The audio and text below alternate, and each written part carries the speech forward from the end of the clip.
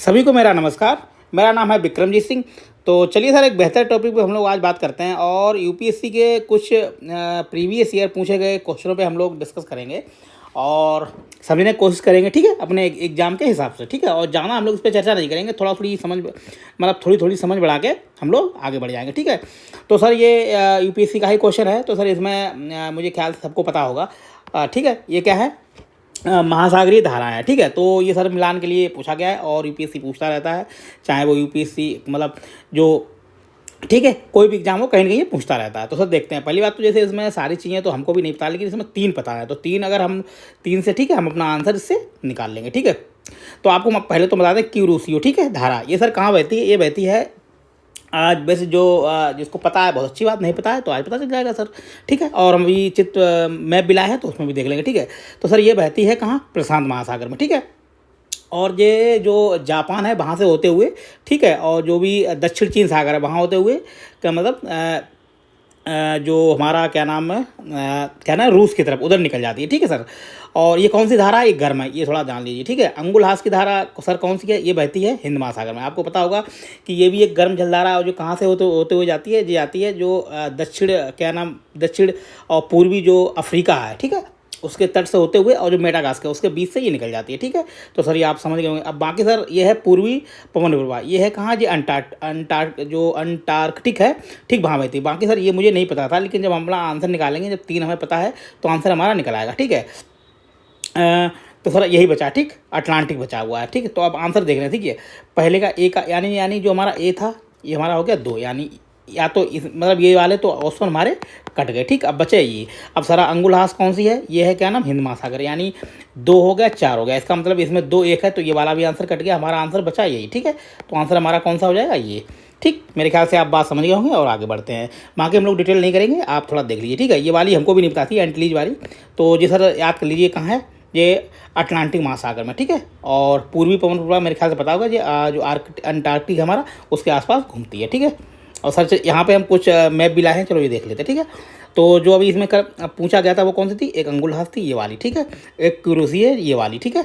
ये भी क्योंकि ये सब गर्म है, कि देखिए ये गर्म क्यों है? क्योंकि सारी ये जो जलधारा है वो कहाँ से आती हैं? जो हमारा विषुवतीय क्षेत्र है वहाँ से आती हैं, ठीक है। तो इसलिए गर्म है। और जो भी हमारे जो ध्रुवों से होकर मतलब घूम के आती हैं वो कौन सी होती हैं? वो ठंडी होती हैं, ठीक है। तो मेरे ख्याल से आपके बात समझ में आ गई। और ये वाला हमारा सागर कौन सा है? अटलांटिक महासागर है, ठीक है। और ये प्रशांत है, ये पूरा प्रशांत है यहाँ पर। और हमारा जो ये वाला एरिया जो कौन सा है? ये हमारा हिंद महासागर। ओके, चलो बात और क्लियर हो गई। चलिए सर आगे बढ़ते हैं, ठीक है। और सर एक क्वेश्चन पूछा गया यूपीएससी द्वारा, ये है ब्लैक टाइगर के बारे में, ठीक है। वैसे ये साहब आपने पढ़ा होगा, ये काफ़ी पिछली साल मतलब मेरे ख्याल से 23 में चर्चा में रहा था और क्वेश्चन पूछा गया है सन 2024 में, ठीक है। तो सर इंग्लिश में बोलते हैं इसे मेलानिस्टिक टाइगर भी कहा जाता है, ठीक, बिल्कुल सर, इसको कहा जाता है जो ब्लैक टाइगर है। और सर कहाँ पाया जाता है? ये जो सिमलीपाल जो उड़ीसा का रिजर्व है उसमें पाया जाता है, ठीक है। तो मैं इसमें अगर होता तो दोनों आंसर सर ये मार के आते। बाकी आपकी क्या समझ है, क्या है, तो कमेंट कर बताइए अगर कुछ आपको ऐसा लगता है, ठीक है। और सर चलिए सर और देख लेते हैं, ठीक है। ये मैप भी लाए हैं, आपको थोड़ा और क्लियर मतलब थोड़ा क्लियर करने में मज़ा आ जाएगा, ठीक है। तो सर ये रहा सिमलीपाल, ये कहाँ है? उड़ीसा में। एक चीज़ सर आप बता दें, ये वाला अगर आपको छोटा एरिया दिख रहा हो, ये कौन सा है? ये सर एक समुद्री पार्क है, ठीक है। ये है हमारा गहीर माता, ठीक है, गहीर माता। तो यहाँ पे सर कौन से कछुए पाए जाते हैं? जो ओडिल मेरे ख्याल से रिडले करके नाम होता है, ठीक है। तो ये मतलब विश्व का बहुत बड़ा मतलब एक है जहाँ पे जो भी कछुए आते हैं और यहाँ पे अपना प्रजनन करते हैं, ठीक है, एक विशेष समय पर।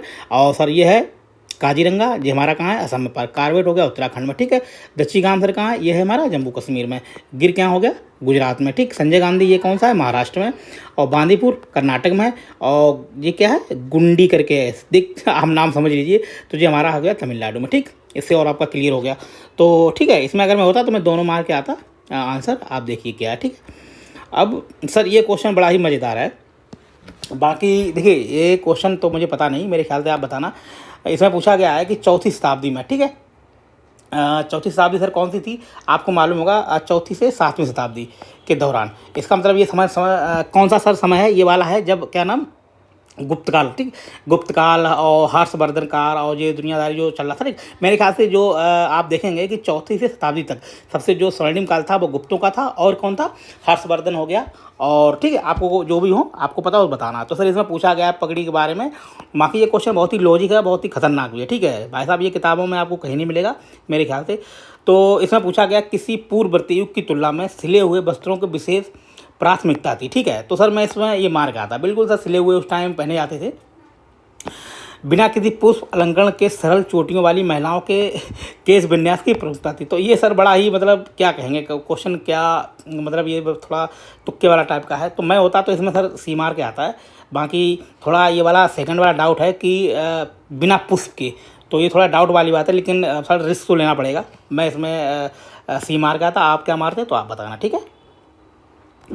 मैं और ये काल समझ लीजिए कौन सा, ठीक, ये वाला चौथी से शताब्दी ईस्वी, ठीक। ईस्वी कौन से सर थी, वही थी गुप्त काल और हर्षवर्धन काल, जो भी कन्नौज में थे गुप्त काल, ठीक है, जो मध्य प्रदेश साइड में पूरा अपना राज कर रहे थे, ठीक, जिसमें विक्रमादित्य द्वितीय थे, ठीक है, और ठीक ये वाले थे, और कौन थे, कुमारगुप्त थे, ठीक है, जो हमारा क्या नाम, ठीक है, इसे स्वर्णिम का काल भी कहा जाता है क्योंकि ये साहित्य के लिए बहुत ही जाना जाता है, ठीक है। और सर ये एक और क्वेश्चन यूपीएससी द्वारा पूछा गया सर, यह है काली मृदा के बारे में, ठीक है। काली मृदा को वर्षा सिंचित फसलों के लिए उगाने के लिए उपयुक्त समझा जाता है। तो सर ये बिल्कुल क्लियर है, क्योंकि देखिए काली वर्षा में जो काली जो मृदा होती है वो किसके लिए होती है, वो सर होती है कपास के लिए। और सर कपास का कौन सी है, ये खरीफ टाइप की फसल है, ठीक है। और खरीफ फसलें सर कब हो जाती हैं, जब बरसात होती है, ठीक है। तो ये तो बिल्कुल मुझे लगता है सही है, ठीक है, आप बताना क्या है। और सेकेंड वाला तो 100% सही है, काली मृदा दीर्घ अवधि के लिए नमी, देखिए इसमें आपको मालूम है बहुत ज़्यादा एकदम ह्यूमस टाइप का होता है, ठीक है। और आपको पता होगा कि जब वो आती है क्या नाम, गर्मियाँ आती तो जो ना मतलब कहते हैं कि एकदम इसमें पपड़ी सी पड़ जाती है, और जैसे थोड़ी बरसात हुई तो एक मतलब नहीं सेल्फ प्लगिंग बोलते हैं, ठीक, सेल्फ जुताई भी कर लेती है, मतलब अब आपको ऐसा लगा कि एकदम जुत गई, ठीक, जोतने की जरूरत भी नहीं है, हल से जोतते हैं, ठीक है। तो जिसमें फसलों को शुष्क ऋतु में भी जीवित रहने की सहायता मिलती है। तो सर ये भी इसका मेरे ख्याल से बिल्कुल ठीक ये वाला होना चाहिए, ठीक है, दोनों कथन सही हैं। और टू कथन एक व्याख्या करता है, ठीक। और सर देखते हैं ये वाला क्वेश्चन पूछा गया, ठीक, ये सर मैपिंग जैसे अरब प्रायद्वीप में कौन सा हिस्सा नहीं है, तो आपको पता होगा बहुत ही, तो मतलब बहुत ही मेरे ख्याल से सरल क्वेश्चन है, ऐसा पूछ दे तो बड़ी अच्छी बात है। यूपीएससी ऐसे क्वेश्चन पूछता नहीं बहुत ही, ठीक है, जटिल पूछता है, जैसे कुवैत हो गया, ठीक है, ये भी है, ओमान हो गया और यमन हो गया। लीबिया आपको मालूम है ये कहाँ है, ये सर अफ्रीका का देश है, ठीक है, किसमें है, अफ्रीका का देश है। और जो इजिप्ट अफ्रीका, ठीक, भूमध्य सागरीय जो भी क्या नाम है देश, उनमें शामिल होता है। तो मेरे ख्याल से इसका आंसर कौन सा होगा, सर सी वाला होगा, ठीक है। और मैं एक मैप भी लेकर आया हूँ, ठीक है, जैसे ये होगा, ठीक है, ये आप थोड़ा देख लीजिए, होती काली मिट्टी, ठीक है, ये सेल्फ प्लगिंग भी बोलते हैं इस मिट्टी को। और मेरे ख्याल से आपके बात समझ में आ गई होगी।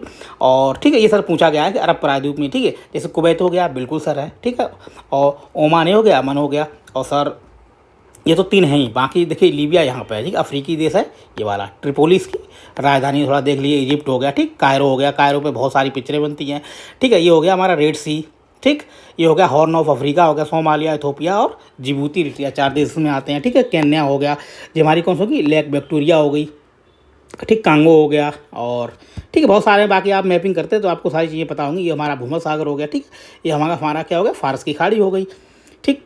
और ये हो गया मेडागास्कर, जैसे अभी ऊपर हम लोग क्वेश्चन डिस्कस भी कर रहे थे कि जो क्या नाम अंगुलहास की जो जलधारा वो कहाँ जाती है, यहाँ से होके जाती है, ठीक है। तो कैसी है, गर्म है, गर्म क्यों है सर, कि ये हमारा जो विषुवतीय क्षेत्र है वहाँ से होके आती है। तो मुझे लगता है इसमें कोई जाना समझने वाली बात है नहीं, आप मेरे ख्याल से हर चीज़ समझ गए होंगे, ठीक है।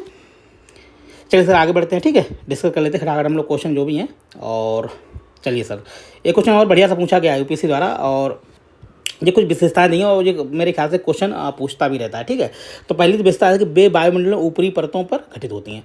तो सर ये बहुत ही बड़ा इंडिकेटर, बाकी ये नीचे वाले दो चीज़ें तो आपको मेरे ख्याल से कम समझ में आएंगी, मेरे भी कम समझ में आएंगी, लेकिन ये बड़ा बहुत ही इंडिकेटर है किसी भी मतलब इस क्वेश्चन को हल करने के लिए। तो आपको मालूम होगा कि जेट स्ट्रीम हमेशा कहाँ चलती हैं, जो मतलब जेट स्ट्रीम सर कहाँ चलती है, जो हमारा क्षोभ मंडल होता है उससे ऊपर चलती है, ठीक है, जहाँ पे क्षोभ मंडल और समताप मंडल होता है, ठीक, वहाँ पे चलती हैं।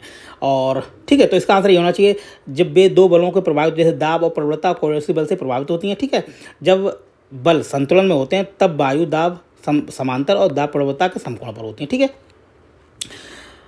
और आपको एक चीज़ बता दें, जैसे कि जेट स्ट्रीम और जो पूर्वी और पछुआ पवन, इसमें अंतर क्या है। पहली बात तो सर ये है कि ये चलती हैं क्या नाम पश्चिम से पूर्व की ओर, ठीक है, ये वाली, और ये पूरी पृथ्वी पर घूमती हैं सर, ठीक है, आपको पता होगा जेट स्ट्रीम है मतलब। और सर ये बनती कहाँ पे, जहाँ पे ठंडी और गर्म जहाँ पे भी वायु मिलती है वहाँ पे ही बनती, ठीक है।